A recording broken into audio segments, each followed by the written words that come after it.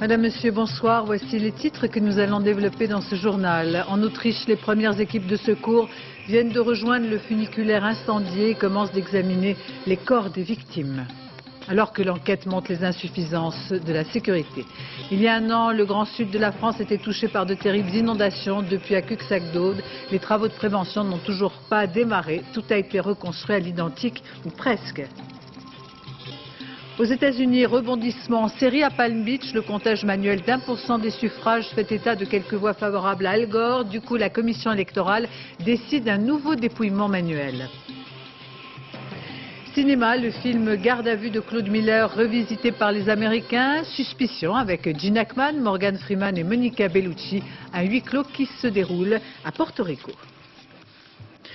En Autriche, 36 heures après la tragédie, l'évidence s'est imposée. Les familles savent désormais, mais aucun corps ne pourra être acheminé dans la vallée avant demain. En toute fin de journée, les équipes de secours ont tout de même pu pénétrer dans la première voiture calcinée, la chaleur du tunnel ayant empêché jusqu'à présent l'accès des secours. Reste la souffrance qui déchire le visage de ses proches qui ont été regroupés dans l'auberge de jeunesse de Kaprun, soutenue par de nombreuses équipes de psychologues. Patrice Romden.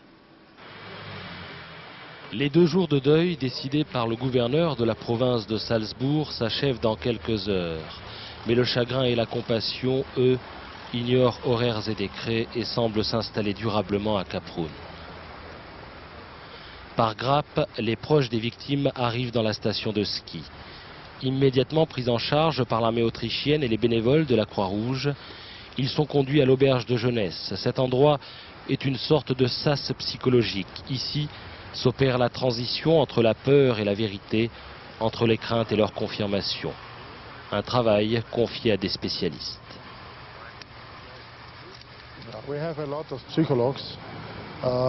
Bien sûr, à l'intérieur, il y a beaucoup de psychologues. Les familles ne savent pas avec précision ce qui s'est passé, alors elles veulent savoir, et nous on tente de le leur expliquer, et surtout, on prend soin d'elles. Dans cette affaire, ce qui est terrible et qui nous rend amers, c'est qu'on aurait pu aider. On avait assez de médecins, assez d'infirmières, assez d'hélicos, mais en fait, tout cela n'a servi à rien, dit-il. Cela fait 40 ans qu'il sert la Croix-Rouge dans le monde entier.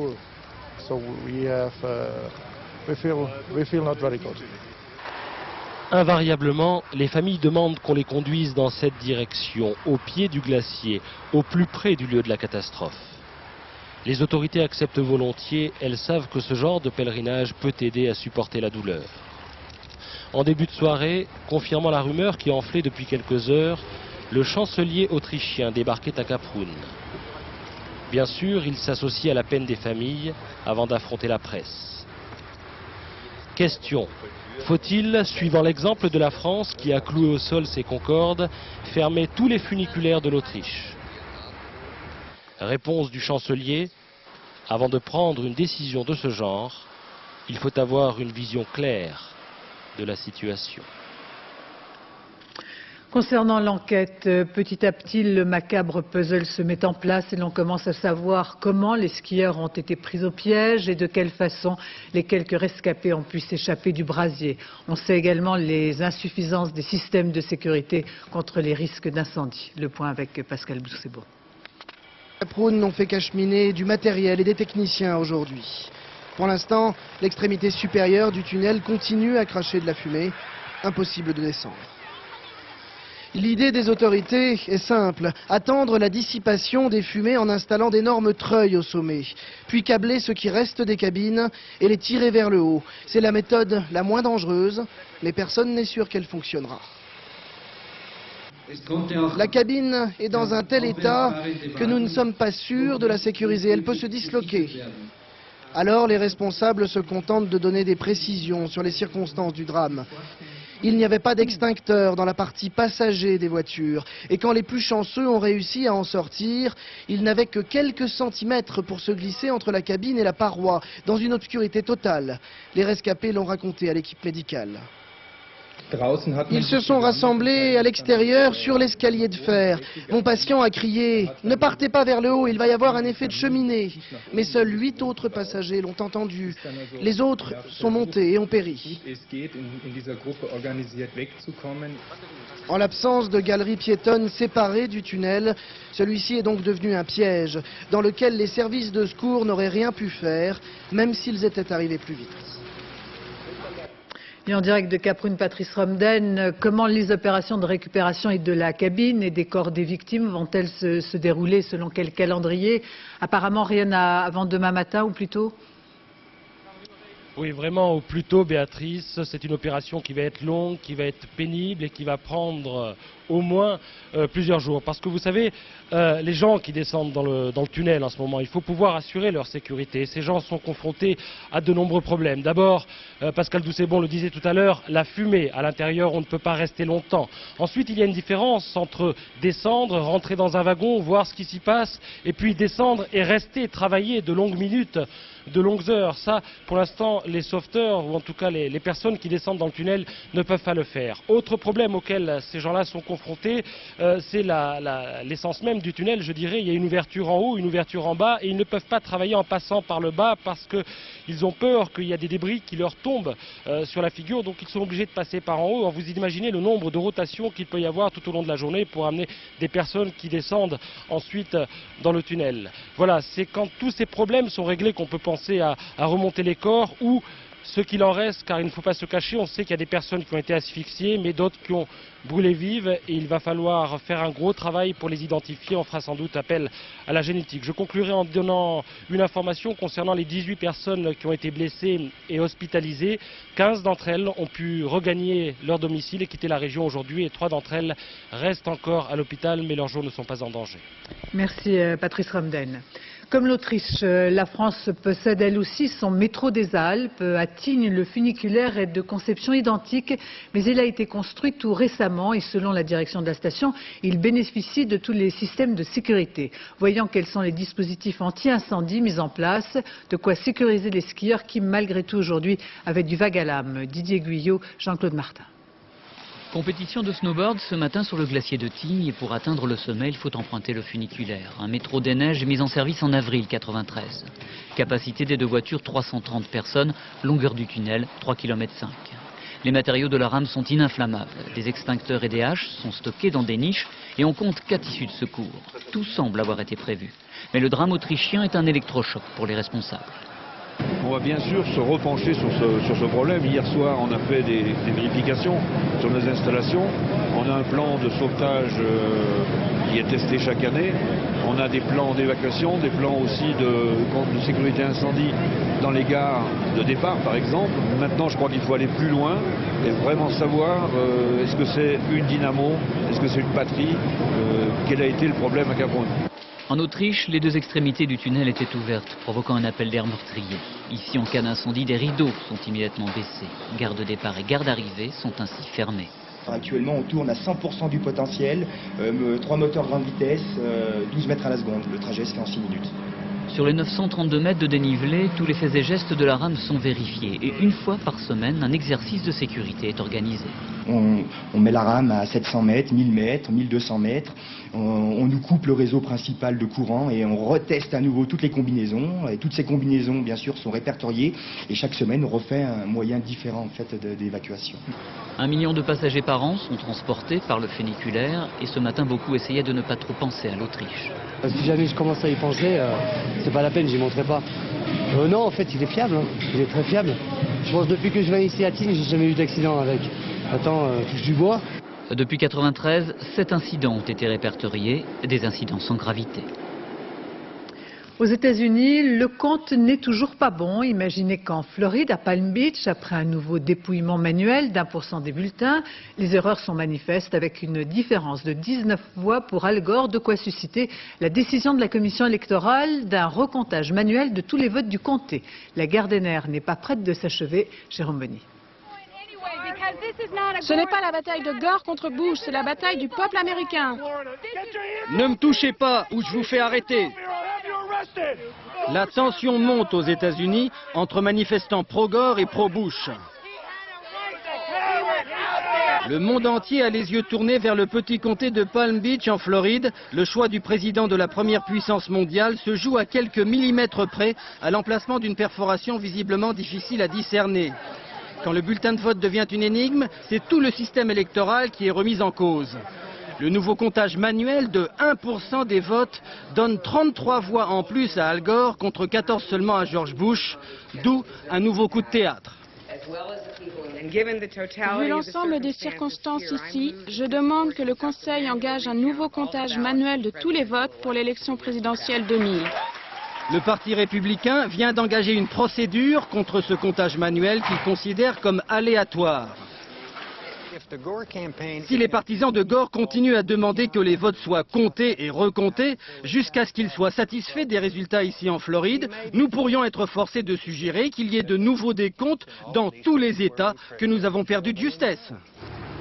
Comme pour ajouter à la confusion, la police a découvert 2 urnes scellées dans un hôtel et dans une église. Le contenu de ces urnes n'a pas été révélé. Le suspense continue, le candidat républicain semble moins sûr de lui, alors que son adversaire démocrate, au sortir du service dominical, se montre confiant et souriant. Et de Washington, Étienne Lénart, entre le burlesque, le suspense et le ridicule, les humoristes doivent s'en donner à cœur joie. Mais à quel moment les Américains vont-ils ressentir les risques d'une crise institutionnelle ? Oui, Béatrice, c'est vrai qu'au pays de Bill Gates et de l'Internet, on a tendance à se dire qu'il est hallucinant que dans certains États, on vote encore avec des urnes qui datent et des systèmes qui datent du siècle dernier. Ceci dit, je ne crois pas que pour l'instant on puisse parler de crise institutionnelle. La question qui se pose, c'est « how long is too long ?» Quand est-ce que l'opinion publique américaine dira « stop, nous voulons savoir quel est le nom de notre nouveau président ?» Et la date qui revient dans toutes les conversations, c'est celle de vendredi prochain, le 17 novembre, la date butoir pour que l'on connaisse les résultats officiels de cet État de Floride. Si les choses devaient aller au-delà, s'il y avait des recours devant les tribunaux, il est probable que l'on rentrerait alors dans une nouvelle phase, une phase de véritable crise des institutions américaines. Ni Al Gore ni George Bush n'y ont intérêt. Le vainqueur, parce qu'il entamera, quoi qu'il arrive, considérablement affaibli cette nouvelle présidence, et le vaincu, parce qu'en donnant l'impression qu'il s'accroche, eh bien, il hypothéquerait ses chances de pouvoir se représenter dans 4 ans. Un dernier mot pour vous dire que la journée de demain va être extrêmement importante. C'est demain, en effet, qu'un juge en Floride va dire si ce comptage manuel qui a commencé ce matin est légal ou non. Vous savez que les républicains tentent de s'y opposer, mais si le juge considère que c'est une opération légale, eh bien l'espoir va changer de camp parce qu'on le disait, ce comptage manuel semble être beaucoup plus favorable au démocrate Al Gore. Merci Étienne Lénart. Il y a 1 an, jour pour jour, de terribles inondations touchaient le grand sud de la France, une catastrophe coûtant la vie à 34 personnes. Aujourd'hui, à Cuxac-Daude, dans le département le plus touché, plusieurs centaines de personnes, accompagnées par des élus locaux, se sont retrouvées pour cette commémoration, un lâcher de colombe, symbole de vie et de reconstruction.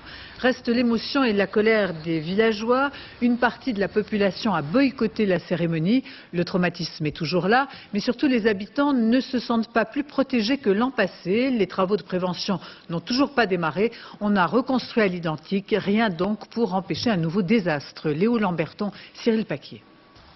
Elle a acheté ce terrain 1 mois avant les inondations, 200 000 francs, pour y bâtir une petite maison. Mais lorsque Nancy Pérez a demandé un permis de construire, il a été refusé, car à Cuxac, les parcelles à risque sont désormais inconstructibles. C'est d'ailleurs le seul vrai changement, 1 an après la catastrophe.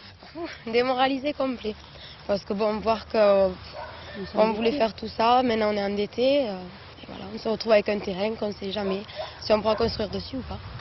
5 morts, 80% du village sinistré, Cuxac-Daude fut la commune la plus durement touchée par les terribles inondations des 12 et 13 novembre 1999. Les habitants accusent le pont de chemin de fer d'avoir aggravé la catastrophe. Ce pont d'une seule arche aurait empêché l'eau de s'écouler naturellement et en cédant aurait provoqué une vague meurtrière. 1 an après, le pont a été reconstruit à l'identique et le maire de Cuxac ne décolère pas. Je comprends qu'on ait pu le reconstruire à l'identique tout de suite parce qu'il y avait quand même des problèmes économiques en avant. Ça, je le comprends très bien. Mais ce que je veux, c'est que le plus vite possible, ce trou soit doublé ou triplé en fonction des études qui seront faites pour qu'on n'ait plus cette vague meurtrière qu'on a eue en 1999. Même constat pour les digues. Refaites comme avant, elles n'ont été ni rallongées ni rehaussées. Le maire de Cuxac en voudrait 2 supplémentaires pour mieux protéger le village, mais elles ne sont pas à l'ordre du jour. En fait, le vaste plan d'aménagement des basses plaines de l'Aude, promis il y a 1 an, n'est toujours qu'un projet. Les travaux ne commenceront pas avant plusieurs mois car les études viennent à peine d'être lancées. Le temps de trouver le maître d'ouvrage et de définir le contenu de l'étude, nous y sommes. Alors effectivement, ça peut paraître très long à l'observateur extérieur, mais je pense qu'il n'y a pas eu de perte de temps anormale. Je suis inquiet parce que c'est vrai que si une grosse inondation arrive, eh pour l'instant, nous serons comme l'an dernier, nous serons peut-être un peu mieux informés que l'an dernier, mais nous aurons les pieds dans l'eau comme la dernière fois, et ça, c'est insupportable. À Cuxac, l'exaspération domine. Non seulement les travaux de prévention n'ont pas été faits, mais même les travaux de réfection laissent à désirer. Ainsi, la toute nouvelle route qui traverse ce lotissement est potentiellement dangereuse. Chaque fois qu'ils goudronnent, ils mettent une couche sur la couche. Hein, voilà. Alors, ça fait que, à force, ils vont nous faire le digue. Hein. Voilà, ça fait que l'eau de s'évacuer sur le chemin, ce qu'ils devaient faire, elle rentrera mieux dans les maisons. Je ne sais même pas s'il y a une définition de ce que l'on peut ressentir dans la peur. Actuellement, c'est vrai qu'on est dans la peur. La peur de quoi? La peur de la pluie, la peur d'une autre inondation, la peur de ne pas être encore dans un village sécurisé. Et c'est vraiment difficile à vivre. Convaincus qu'ils ne peuvent compter que sur eux-mêmes, les sinistrés se sont regroupés en associations.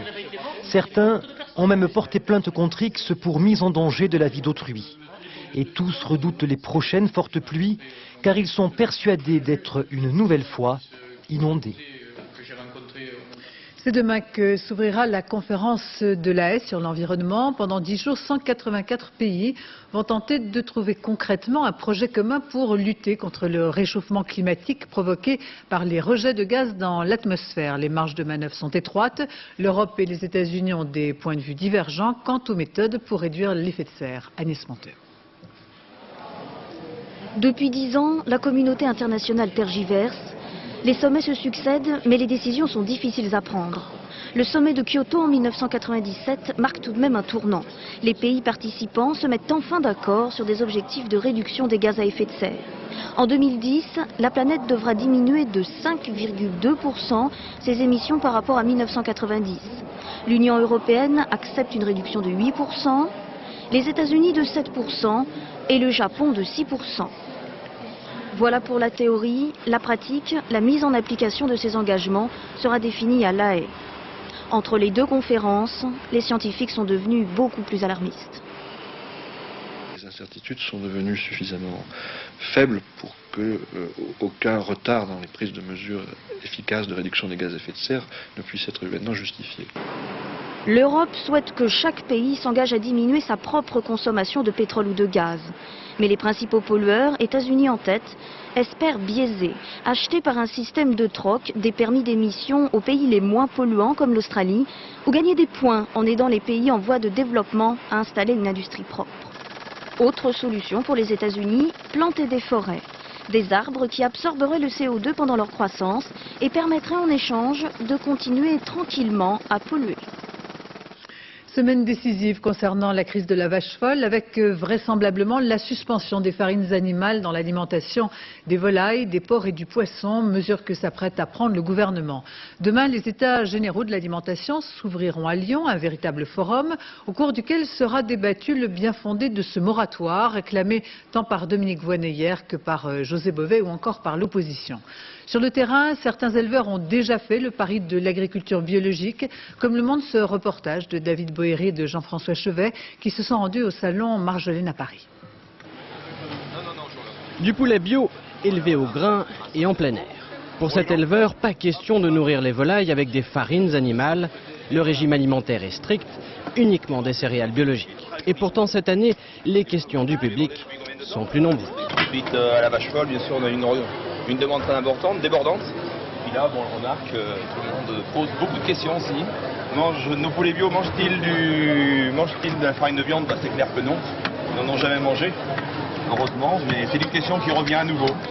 Le poisson d'élevage, un autre produit généralement nourri aux farines animales. Mais là aussi, le consommateur doit être rassuré et la filière bio lui propose une alternative. Ce qu'ils veulent, c'est un produit élevé naturellement, biologique. C'est la garantie qu'on peut leur apporter. C'est tout ce qu'ils demandent ici. Interrogation du public, hésitation du côté des politiques. Faut-il interdire purement et simplement l'utilisation des farines animales? Avant de prendre une décision définitive, au gouvernement, certains ministres demandent une suspension provisoire. nous avons besoin de plusieurs mois pour avoir l'avis des experts de l'AFSA. C'est pourquoi j'ai demandé qu'un moratoire soit décidé par le Premier ministre sur l'utilisation de farine animale en agriculture pour l'alimentation des animaux. Une décision délicate car lourde de conséquences. L'interdiction totale coûterait 5 milliards de francs par an entre le coût de destruction et celui du remplacement des farines. Le gouvernement attend l'avis des scientifiques. L'opposition, elle, s'impatiente. Moi, je pense que le gouvernement patauge. Il y a une semaine, il nous disait qu'il ne fallait pas les arrêter, on attendait les scientifiques. Aujourd'hui, ils nous disent qu'ils vont les arrêter. Je crois qu'il faut aller très vite. Des questions auxquelles les producteurs bio répondent déjà et les consommateurs sont de plus en plus nombreux à les rejoindre dans leur démarche.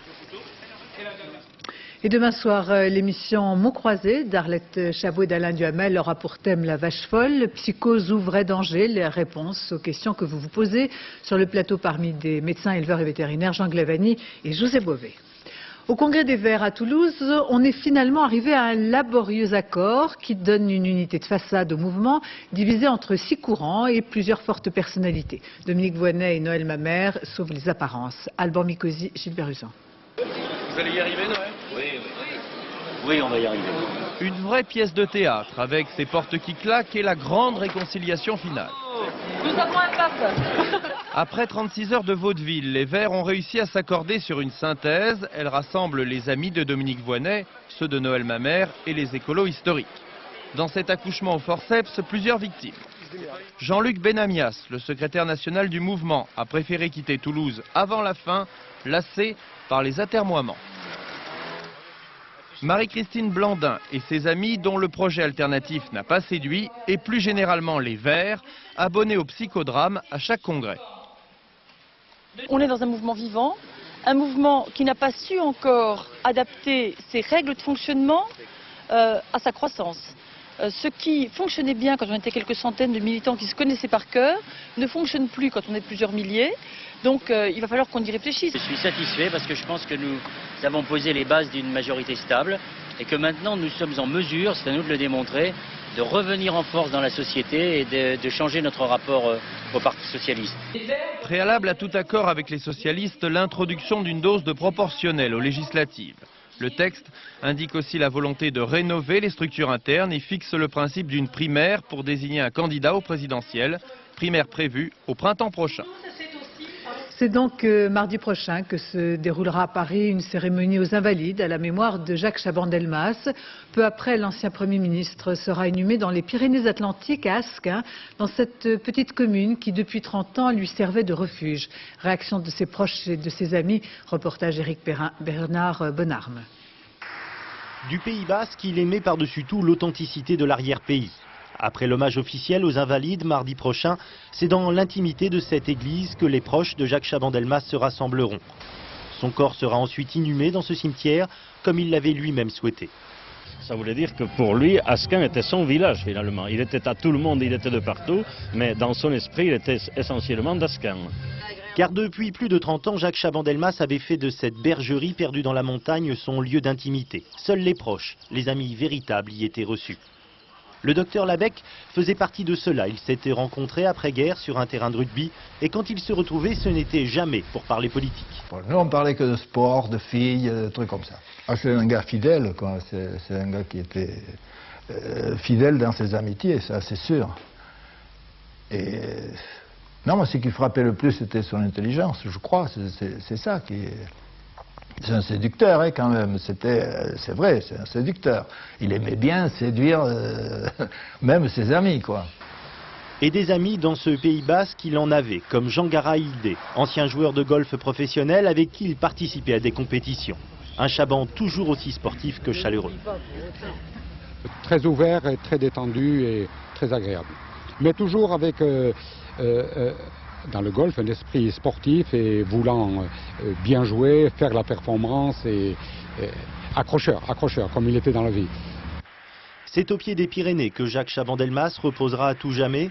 S'il n'était pas basque de naissance, pour ses amis d'ici, c'était bien un basque d'adoption.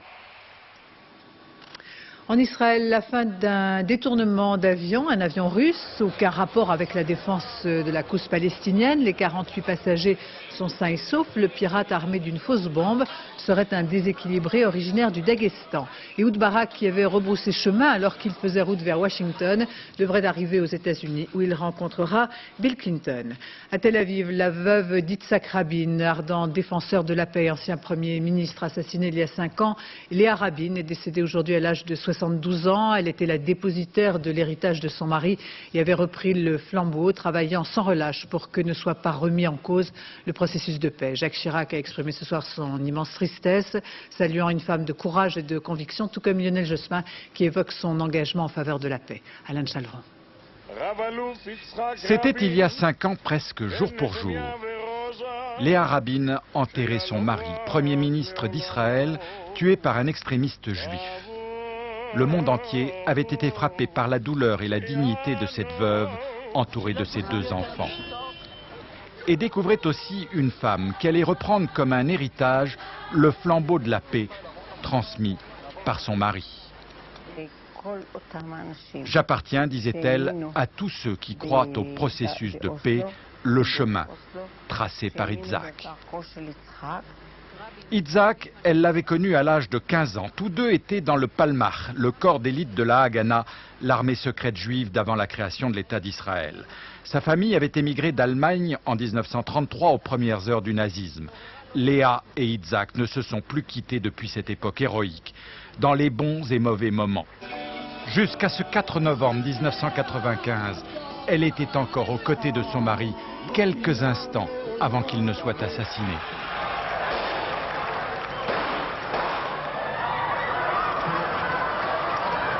Depuis, elle n'a cessé de parcourir le monde en intransigeante gardienne du processus de paix voulu par son mari, allant jusqu'à critiquer Ehud Barak, une déception totale, disait-elle. Et aujourd'hui, sa disparition suscite des réactions mitigées. Et la mort de sa femme, c'est comme une deuxième flamme qui s'éteint. Ce qu'ils ont fait n'a pas été très constructif pour Israël. Au contraire, ça a été plutôt destructif. La semaine dernière, pour le 5e anniversaire de la mort d'Yitzhak Rabin, elle était déjà hospitalisée, mais avait tenu à transmettre par la voix de sa fille un dernier message de paix, pas si évident par les temps qui courent. En Corée du Sud, violentes manifestations des salariés de la société Daewoo, près de 10 000 d'entre eux, ont marché dans le centre de Séoul, en question la perte de nombreux emplois après la faillite de la compagnie, affrontement avec les forces de l'ordre qui n'ont pas hésité à réprimer très durement cette marche. En France, dans le Lot, il y a 1 an, 7 spéléologues bloqués dans la grotte des Vitarelles ont été secourus après 10 jours d'efforts et de moyens considérables, suscitant au passage une certaine polémique. Cet anniversaire nous offre l'occasion de voir aujourd'hui comment s'organisent ces secours. Près de Besançon, Laurence Decherf et Jean-François Meunier ont suivi pendant 24 heures une centaine de spéléologues à l'entraînement. Pour une fois, ce n'est pas pour le plaisir. Une 60aine de spéléos participent aujourd'hui à un exercice grandeur nature. L'objectif, sauver un de leurs camarades qui a fait une chute dans un gouffre à 180 mètres de profondeur. On est équipé pour l'instant au moins faire un diagnostic. Ensuite, en fonction de ce diagnostic, on demandera l'équipement nécessaire, civière et moyens d'attelle, fermoquette ou autre matériel spécialisé. Plusieurs heures de descente parfois avant de trouver le blessé et de lui assurer les premiers soins. Il faut faire un point chaud correct, on ne va pas te déplacer pour l'instant. Il y a une suspicion de fracture du fémur.